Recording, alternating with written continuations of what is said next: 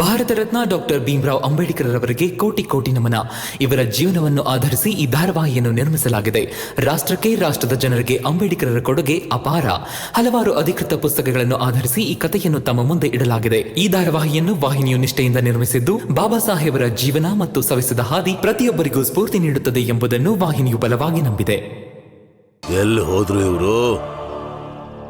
ಇಷ್ಟೊತ್ತಾಗ್ಲೇ ಬರ್ಬೇಕಿತ್ತಲ್ಲ. ಏನ್ ಮಾಡ್ತಿದ್ದಾರೆ ಇಬ್ರು?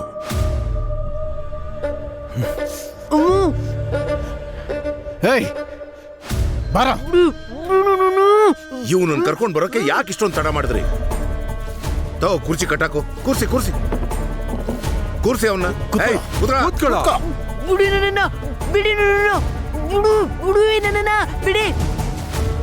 ನಾಲ್ಗೆ ತುಂಬಾ ಉದ್ದ ಇದೆ ಅವನಿಗೆ.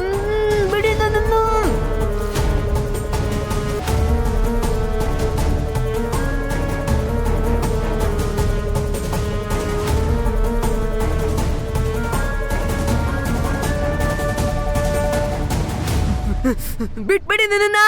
ಮುಚ್ಚು ಬಾಯ್. ಇನ್ನೊಂದು ಸತ್ತು ಬರಬಾರ್ದು. ನಾನು ನೋಡ್ತೀನಿ ಈ ಮೂರ್ತಿ ಇಲ್ದೆ ಆ ಭೀಮರಾವ್ ಏನ್ ಮಾಡ್ತಾನೆ ಅಂತ. ಹೇಗ್ ಮುಂದುವರಿಸ್ತಾನೆ ಅವನು ಪೊರಕೆ ಕ್ರಾಂತಿನ.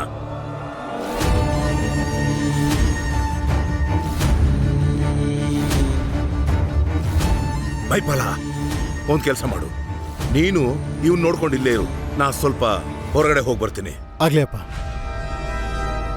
ಶಿಶುಪಾಲ. ಹಾಪ. ನಿನಗಿನ್ನೂ ಸ್ವಲ್ಪ ವಿಶ್ರಾಂತಿ ಬೇಕು ಅಂತ ನಂಗನ್ಸ್ತಿದೆ. ನಡಿ, ನಿನ್ನ ಮನೆ ಕರ್ಕೊಂಡು. ಹಾಗೆ ದಾರಿಲಿ ಆ ಭೀಮರಾವ್ ಪರಿಸ್ಥಿತಿ ಏನು ಅಂತ ನೋಡ್ಕೊಂಡು ಹೋಗೋಣ. ಆಗ್ಲಿ ಅಪ್ಪ.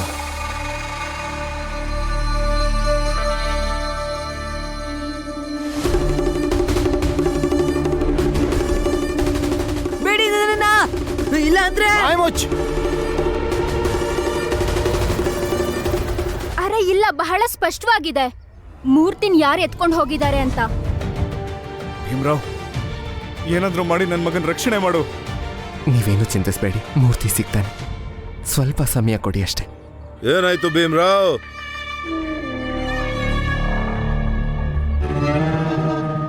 ಸ್ವಲ್ಪ ಸಮಯ ಸಿಕ್ಬಿಟ್ರೆ ಅದು ಏನು ಅಂತ ಅದ್ ಮಾಡ್ತೀಯ ನೀನು? ನೀನೇನ್ ಬೊಂಬೈ ಗವರ್ನರ? ಸ್ವಲ್ಪ ಸಮಯ ಕೊಟ್ರೆ ಎಲ್ಲ ಸರಿ ಮಾಡಕ್ಕೆ. ಮೇಘನಾಥ್ ಅವರೇ,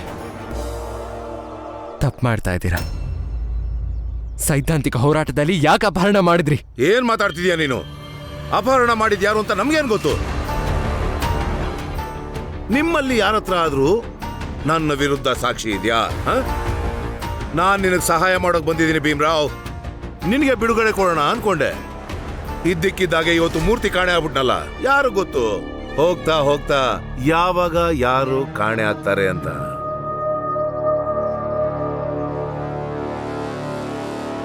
ನೋಡಿ ಮೇಘನಾಥ್ ಅವ್ರೆ, ಇನ್ನೊಬ್ಬರ ಜೀವದ ಜೊತೆ ಆಟಾಡಕ್ ಹೋಗ್ಬೇಡಿ. ಬುದ್ಧಿವಂತ ಕಾಣಯ್ಯ ರಾಮ್ಜಿ, ಬೇಗ ಅರ್ಥ ಮಾಡ್ಕೊಂಡ್ಬಿಟ್ಟೆ. ಅಪಹರಣ ಮಾಡೋಕ್ ಧೈರ್ಯ ಮಾಡಿದವನು ಮನ್ಸು ಮಾಡಿದ್ರೆ ಕೊಲೆ ಕೂಡ ಮಾಡ್ಬಿಡ್ತಾನೆ.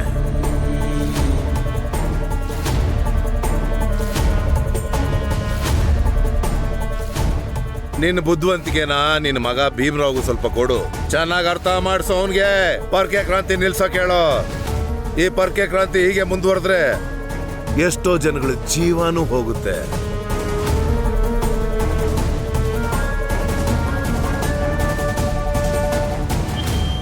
ಭೀಮರಾವ್, ಕೈ ಮುಗಿದ್ ಕೇಳ್ಕೊತೀನಿ, ಇದನ್ನೆಲ್ಲೇ ನಿಲ್ಲಿಸ್ಬಿಡು. ನನ್ನ ಮಗನ್ ಪ್ರಾಣ ಉಳ್ಕೊಳುತ್ತೆ. ಇಲ್ಲಾಂದ್ರೆ ಒಪ್ಕೊಂಬಿಡು, ನಿನಗೆ ನನ್ನ ಮಗನ್ ಪ್ರಾಣಕ್ಕಿಂತ ಈ ಹೋರಾಟನೇ ಮುಖ್ಯ ಅಂತ.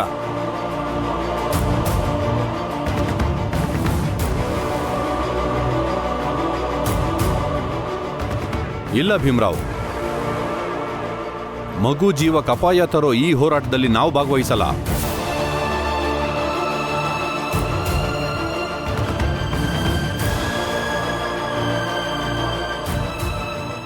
ಸರಿ, ಹಾಗಾದ್ರೆ ಈ ಹೋರಾಟನ ನಾವಿಲ್ಲಿಗೆ ನಿಲ್ಲಿಸ್ತೀವಿ. ಆದ್ರೆ ಈಗಲೇ ನೀವು ಮೂರ್ತಿನ ವಾಪಸ್ ಕಳಿಸ್ಬೇಕು. ಆಯ್ತು ಬಿಡು, ಒಂದ್ ಕೆಲ್ಸ ಮಾಡು, ನಾನ್ ಜೊತೆ ಅಲ್ವಾ. ಮೇಲ್ವರ್ಗದವ್ರ ಮನೆಗಳಿರೋ ಚೌಕಟ್ಟಲ್ಲಿ ನಿಂತ್ಕೊಂಡು ಜೋರಾಗಿ ಕೂಗು, ನಾನು ಭೀಮ್ರಾವ್ ಸೋತೆ ಅಂತ. ನನ್ನ ಇಡೀ ಜಾತಿನೇ ಸೋತೋಯ್ತು. ನಡಿ.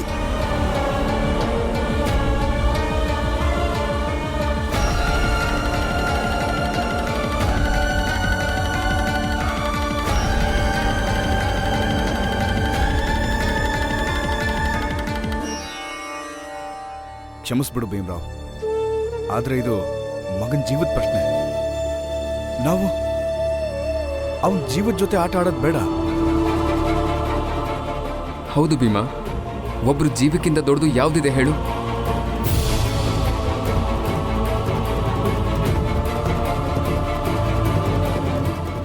ಏನಾಯ್ತು? ಇನ್ನೂ ಏನು ಯೋಚನೆ ಮಾಡ್ತಿದ್ಯಾ ಭೀಮ್ರಾವ್? ಏನು ನಿನ್ನ ಈ ಸುಳ್ಳು ಸ್ವಾಭಿಮಾನ ಮೂರ್ತಿ ಜೀವಕ್ಕಿಂತ ಹೆಚ್ಚ? ಸ್ವಾಭಿಮಾನ ಸುಳ್ಳಲ್ಲ, ಆದರೆ ಈ ಕ್ಷಣಕ್ಕೆ ನಮಗೆ ಮೂರ್ತಿ ಪ್ರಾಣ ಮುಖ್ಯ.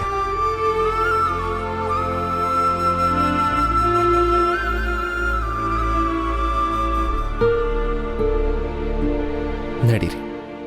ನಿಂತ್ಕೋ ಭೀಮಾ.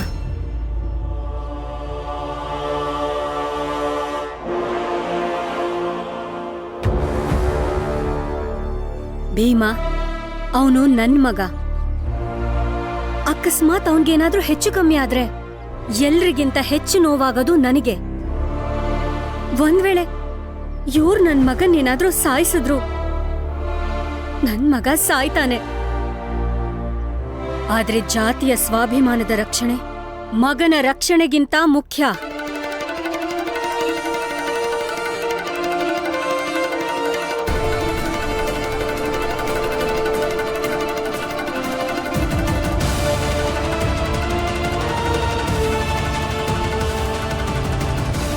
ಆದ್ರಿಂದ ಹೊರಡಿ ಮೇಘನಾಥ್ ಅವ್ರೆ, ನಾವ್ ಹಿಂದೆ ಸರಿಯೋ ಮಾತೇ ಇಲ್ಲ.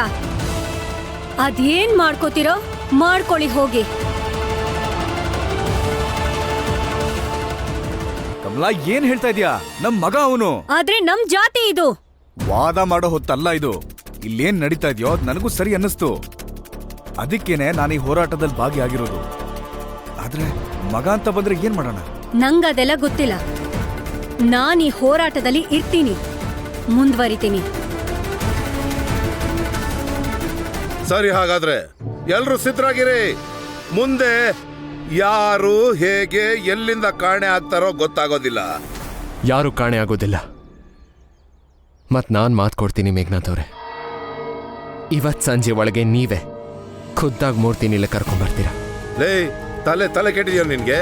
ಅವನೆಲ್ಲಿದ್ದಾನೆ ಅಂತ ನಮ್ಗೇನೋ ಗೊತ್ತು? ಇವ್ರು ಹೇಳಾಯ್ತಲ್ಲ, ನೀವೇ ಕರ್ಕೊಂಡ್ ಬರ್ತೀರಾ.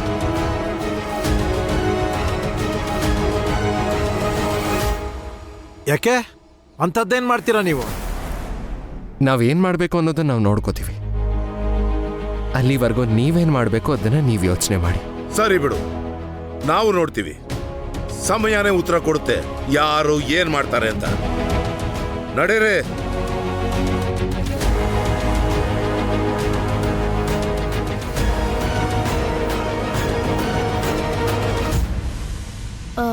ನೀವೇನ್ ಮಾಡ್ಬೇಕು ಅಂತಿದ್ದೀರಾ? ಈ ಕ್ರಾಂತಿನ ಮುಂದುವರಿಸ್ಕೊಂಡು ಹಾಗೆ ಪೊಲೀಸ್ ಠಾಣೆ ಮುಂದೆ ಹೋಗೋಣ. ಅಲ್ಲೂ ಕೂಡ ಕಸ ಗುಡ್ಸೋಣ. ಆಮೇಲೆ ಈ ಕ್ರಾಂತಿನ ಬೊಂಬೈ ಗವರ್ನರ್ ಮನೆವರೆಗೂ ತಗೊಂಡು ಹೋಗೋಣ. ಯಾಕಂದ್ರೆ ಬೊಂಬೈನ ದೊಡ್ಡ ದೊಡ್ಡ ರಸ್ತೆಗಳಲ್ಲೇ ದೊಡ್ಡ ವ್ಯಕ್ತಿಗಳು ಸಿಗೋದು. ಇನ್ನೀ ಹೋರಾಟನ ಹಂತ ಹಂತವಾಗಲ್ಲ, ತ್ವರಿತವಾಗಿ ಮುಂದುವರಿಸ್ಬೇಕು. ಬನ್ನಿ ನನ್ನ ಜೊತೆ.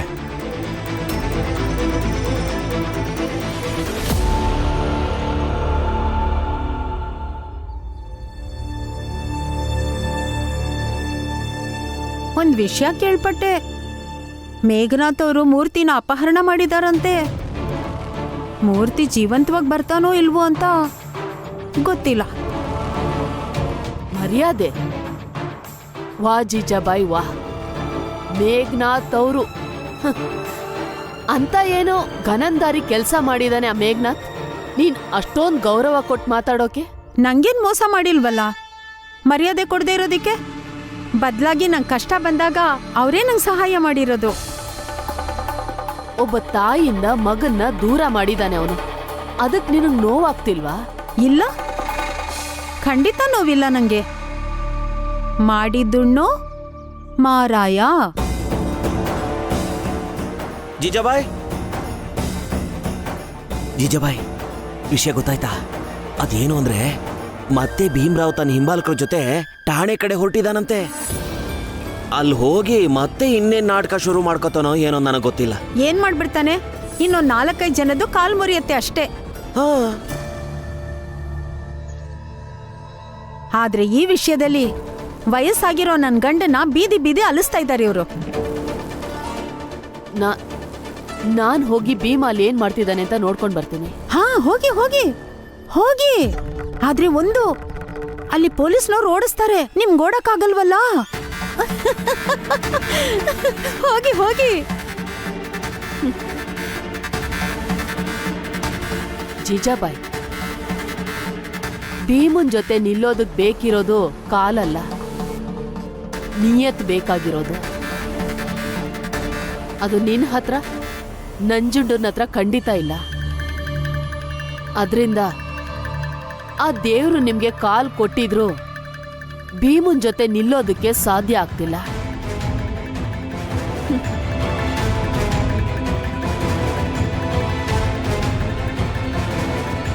ಪಾಪುದ ಹೆಂಗ್ಸು ಈ ಮೀರಾಬಾಯಿ.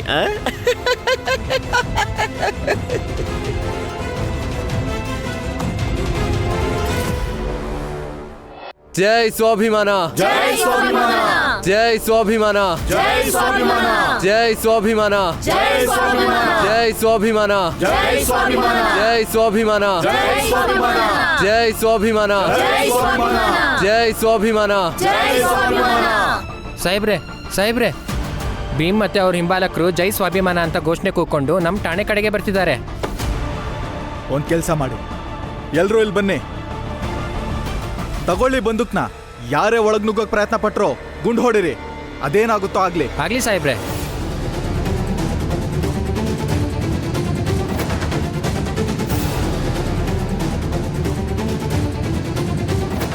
ಜೈ ಸ್ವಾಭಿಮಾನ, ಜೈ ಸ್ವಾಭಿಮಾನ, ಜೈ ಸ್ವಾಭಿಮಾನ, ಜೈ ಸ್ವಾಭಿಮಾನ, ಜೈ ಸ್ವಾಭಿಮಾನ, ಜೈ ಸ್ವಾಭಿಮಾನ, ಜೈ ಸ್ವಾಭಿಮಾನ, ಜೈ ಸ್ವಾಭಿಮಾನ, ಜೈ ಸ್ವಾಭಿಮಾನ, ಜೈ ಸ್ವಾಭಿಮಾನ. ವಾಪಸ್ ಹೋಗಿ ಇಲ್ಲಿಂದ, ಇಲ್ಲ ಅಂದ್ರೆ ಯಾರ ಕಾಲು ನಟ್ಕಿರಲ್ಲ. ಹುಷಾರ್.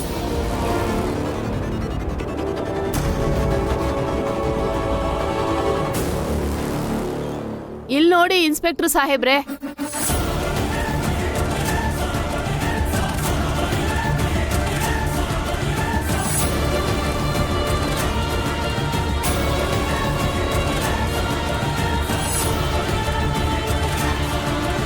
ಮೊದ್ಲೇ ಕಾಲ್ ಸರಿ ಇಲ್ದೇ ಇರೋ ನಮ್ಮಂತವ್ರಿಗೆ ಏನ್ ಮಾಡ್ತೀರಾ ಇನ್ಸ್ಪೆಕ್ಟರ್ ಸಾಹೇಬ್ರೆ? ಪೂರ್ತಿ ಕೆಲಸ ಮಾಡ್ದಿರೋ ತರ ಮಾಡ್ತೀವಿ. ನಿಮ್ಮ ಈ ಪೊಲೀಸ್ ಸ್ಟೇಷನ್ ಸ್ಥಾಪನೆ ಆಗಿರೋದು ಇದಕ್ಕೋಸ್ಕರ ಅಲ್ಲ, ಜನಗಳನ್ನ ಯಾವುದೇ ಕೆಲ್ಸಕ್ಕೆ ಬರದೇ ಇರೋ ಥರ ಮಾಡೋದಕ್ಕೆ. ಬದಲಾಗಿ ಯಾಕೆ ಸ್ಥಾಪನೆ ಆಗಿದೆ ಅಂದರೆ ಯಾರೇ ಬಂದರೂ ಅವ್ರಿಗೆ ಸಹಾಯ ಮಾಡಲಿ ಅಂತ. ಗುಂಡು ಹೊಡಿಬೇಕು ಅಂತಿದ್ದೀರಲ್ಲ, ಹೊಡಿರಿ. ಆದರೆ ನಾವು ಯಾರೂ ಹಿಂದೆ ಸರಿಯೋರಲ್ಲ. ಮತ್ತು ಈ ಭೀಮ್ರಾವ್ ಇವರೆಲ್ಲರಿಗಿಂತ ಮುಂದೆ ನಿಂತ್ಕೊತಾರೆ.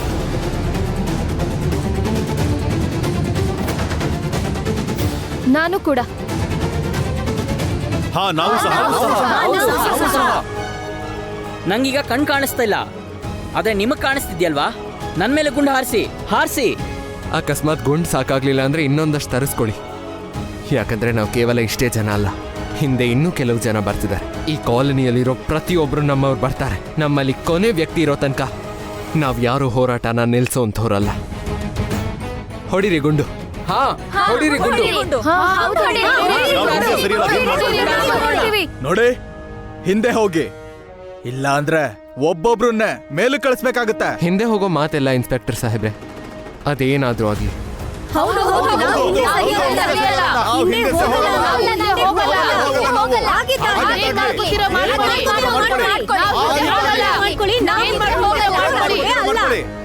ಅಪ್ಪ, ಅದೇನೇ ಆದ್ರೂ ಆ ಭೀಮ್ರಾವ್ ಮಾತ್ರ ಖಾಲಿ ಕೈಯಲ್ಲಿ ಬರೋನಲ್ಲ. ಅಪ್ಪ, ನಮಗಿರೋದು ಒಂದೇ ದಾರಿ. ಆ ಇನ್ಸ್ಪೆಕ್ಟರ್ ಭೀಮ್ರಾವ್ ಮೇಲೆ ಗುಂಡು ಹೊಡಿಬೇಕು, ಸಾಕು, ಅಲ್ಲಿಗೆ ಆಟ ಮುಗೀತು. ಕಾನೂನು ಅಷ್ಟು ದುರ್ಬಲ ಅಲ್ಲ, ಹಾಗೆಲ್ಲ ಗುಂಡು ಹೊಡೆಯೋದಿಕ್ಕಾಗಲ್ಲ. ಅದು ಅಲ್ಲದೆ ನ್ಯಾಯಕ್ಕೆ ಇನ್ನೊಂದು ಹೆಸರೇ ಭೀಮಣ್ಣ. ಇನ್ಸ್ಪೆಕ್ಟರ್ ಸಾಹೇಬ್ರು ಗುಂಡು ಹೊಡೆಯೋದಿಕ್ಕೆ ಆಗಲ್ಲ. ಏಯ್ ಮುಚ್ಚೋ ಬಾಯಿ, ಎಷ್ಟು ಮಾತಾಡ್ತೀಯ? ನೀವೇ ನೋಡ್ತೀರಿ ಮೇಘನಾಥ್ ಅವ್ರೆ, ಇನ್ಸ್ಪೆಕ್ಟರ್ ಸಾಹೇಬ್ರೆ ಭೀಮಣ್ಣನ ಹತ್ರ ಕೇಳ್ತಾರೆ ಅವ್ರಿಗೆ ಏನ್ ಬೇಕು ಅಂತ. ಏನು ನಿಮ್ಮಣ್ಣ ಏನ್ ಬ್ಯಾರಿಸ್ಟ್ರಾ? ಇನ್ಸ್ಪೆಕ್ಟರ್ ಬಂದು ಕಾಯ್ದೆ ಕಾನೂನು ಕೇಳ್ಕೊಂಡು ಗುಂಡು ಹೊಡಿಯೋಕೆ? ಮುಂದಕ್ಕೆ ಬ್ಯಾರಿಸ್ಟರ್ ಆಗ್ತಾರೆ, ಆದ್ರೆ ಈಗ ಭೀಮಣ್ಣ ಏನಿದಾರೋ ಆ ತರ ಯಾರೂ ಆಗೋದಿಲ್ಲ.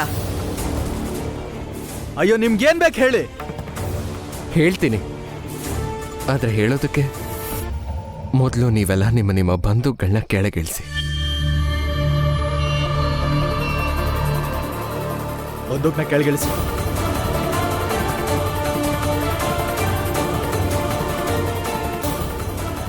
ನೋಡಿ, ನಮ್ದು ಎರಡೇ ಬೇಡಿಕೆ ಇರೋದು. ಮೊದಲನೇದು, ನನ್ನನ್ನು ಕಾರಣದಿಂದ ಕೆಲಸದಿಂದ ಕಿತ್ತಾಕಿದ್ದಾರೆ, ಅದ್ರ ಮೇಲೆ ವಿಚಾರಣೆ ಆಗಬೇಕು. ಎರಡನೇ ಬೇಡಿಕೆ, ಆ ಮೇಘನಾಥ್ ಅವರು ನಮ್ಮ ಮೂರ್ತಿನ ಅಪಹರಣ ಮಾಡಿದ್ದಾರೆ, ಅವನನ್ನ ವಾಪಸ್ ಕಳಿಸ್ಬೇಕು. ಅಷ್ಟೇ ಅಲ್ಲ, ನಾವು ನಮ್ಮ ಕ್ರಾಂತಿನ ಗವರ್ನರ್ ಸಾಹೇಬ್ರ ಮನೆಗೆ ನಡ್ಸ್ಕೊಂಡು ಹೋಗೋವರೆಗೂ ನಮಗೆ ರಕ್ಷಣೆ ಬೇಕು. ತಲೆ ಕೆಟ್ಟಿದ್ಯಾ? ನೀವು ಗವರ್ನರ್ ಸಾಹೇಬ್ರು ಮನೆ ತನಕ ಹೋದ್ರೆ ನಿಮ್ಮೆಲ್ರಿಗೂ ತೊಂದರೆ ಆಗುತ್ತೆ. ತೊಂದರೆ ಅಲ್ಲ, ಎಚ್ಚರ ಆಗ್ತಾರೆ ಅಂತ ಹೇಳಿ. ನಿಮ್ ಇಲಾಖೆ ಮಲ್ಗಿದೆ ಅಂದ್ರೆ ಎಚ್ಚರಿಸ್ಬೇಕು ಅದನ್ನ.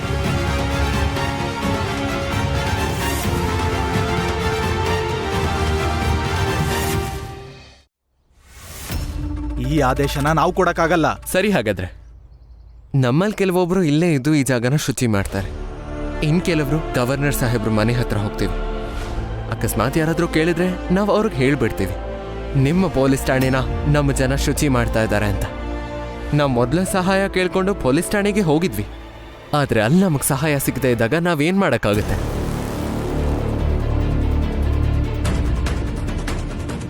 ನಿಮಗ್ ಗುಂಡು ಹೊಡಿಬೇಕು ಅನ್ಸಿದ್ರೆ ಗುಂಡು ಹಾರಿಸಿ. ಹೌದು ರಮಾ, ಅಪ್ಪ, ನೀವು ನನ್ನ ಜೊತೆ ಬನ್ನಿ.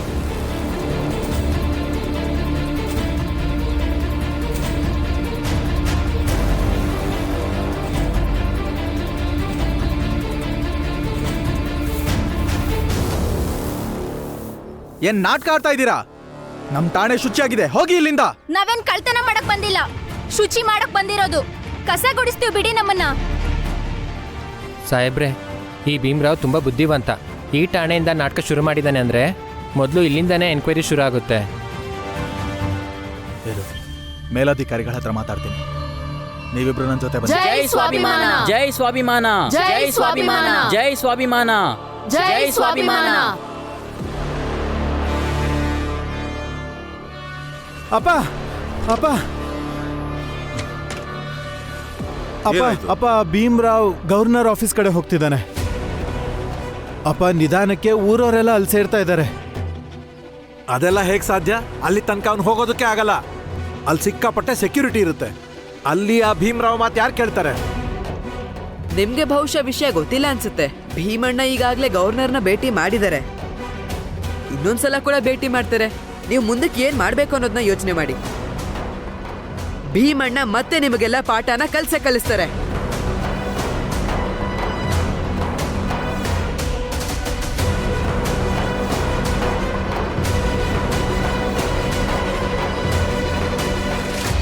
ಜೈ ಸ್ವಾಭಿಮಾನ, ಜೈ ಸ್ವಾಭಿಮಾನ, ಜೈ ಸ್ವಾಭಿಮಾನ, ಜೈ ಸ್ವಾಭಿಮಾನ, ಜೈ ಸ್ವಾಭಿಮಾನ, ಜೈ ಸ್ವಾಭಿಮಾನ, ಜೈ ಸ್ವಾಭಿಮಾನ, ಜೈ ಸ್ವಾಭಿಮಾನ.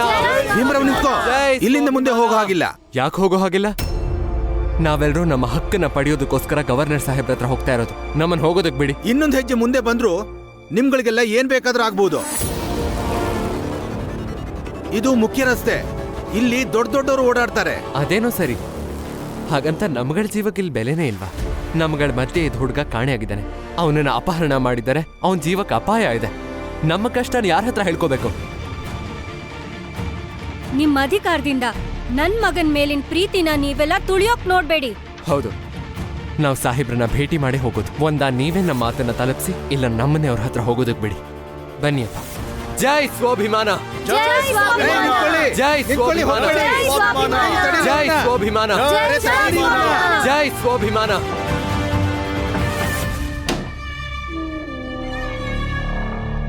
ಮೈಪಲ ಕೇಳು, ಚಿಕ್ಕ ವಯಸ್ಸಿಂದ ನಿನಗೂ ಶಿಶುಪಾಲನ್ಗೆ ನಾನು ಗುರಿ ಇಡೋದು ಹೇಳ್ಕೊಟ್ಟಿದ್ದೀನಿ.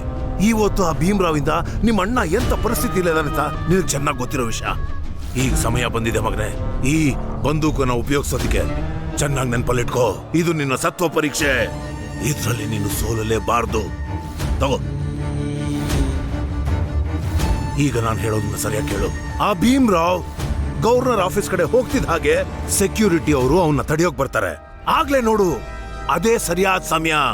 ಆ ಭೀಮ್ರಾವ್ ಕಡೆ ಗುರಿ ಇಡು, ಸಮಯ ನೋಡ್ಕೊಂಡು ಗುಂಡ್ ಹಾರಿಸು. ಅಲ್ಲಿಗೆ ಪ್ರತಿಯೊಂದು ಮುಗ್ದೋಗುತ್ತೆ. ಅಪ್ಪ, ನೀವೇನು ಚಿಂತೆ ಮಾಡಬೇಡಿ. ನೀವು ನನ್ನ ಮೇಲಿಟ್ಟಿರೋ ನಂಬಿಕೆನ ನಾನು ಖಂಡಿತ ಹುಸಿಗೊಳಿಸಲ್ಲ. ಜೈ ಸ್ವಾಭಿಮಾನ, ಜೈ ಸ್ವಾಭಿಮಾನ, ಜೈ ಸ್ವಾಭಿಮಾನ, ಜೈ ಸ್ವಾಭಿಮಾನ, ಜೈ ಸ್ವಾಭಿಮಾನ, ಜೈ ಸ್ವಾಭಿಮಾನ, ಜೈ ಸ್ವಾಭಿಮಾನ, ಜೈ ಸ್ವಾಭಿಮಾನ, ಜೈ ಸ್ವಾಭಿಮಾನ, ಜೈ ಸ್ವಾಭಿಮಾನ. 1ರಿಂದ 10 ಎಣಿಸ್ತೀನಿ. ಅಷ್ಟ್ರಲ್ಲಿ ಹಿಂದೆ ಹೋದ್ರೆ ಸರಿ ಭೀಮ್ರಾವ್, ಇಲ್ಲ ಅಂದ್ರೆ ಯಾರು ಇಲ್ಲಿಂದ ಜೀವಂತ ಹೋಗಲ್ಲ.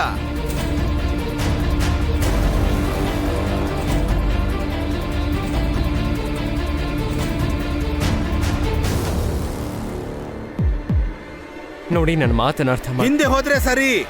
10, 9,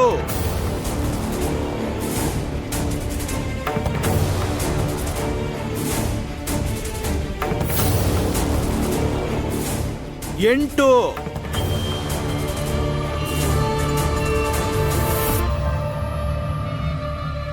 ಆ ಜನ ನಿನ್ನನ್ನು ಸಾಯಿಸ್ಲಿ ಅಥವಾ ಬಿಡ್ಲಿ, ನಾನು ನಿನ್ನನ್ನು ಸಾಯಿಸ್ತೀನಿ.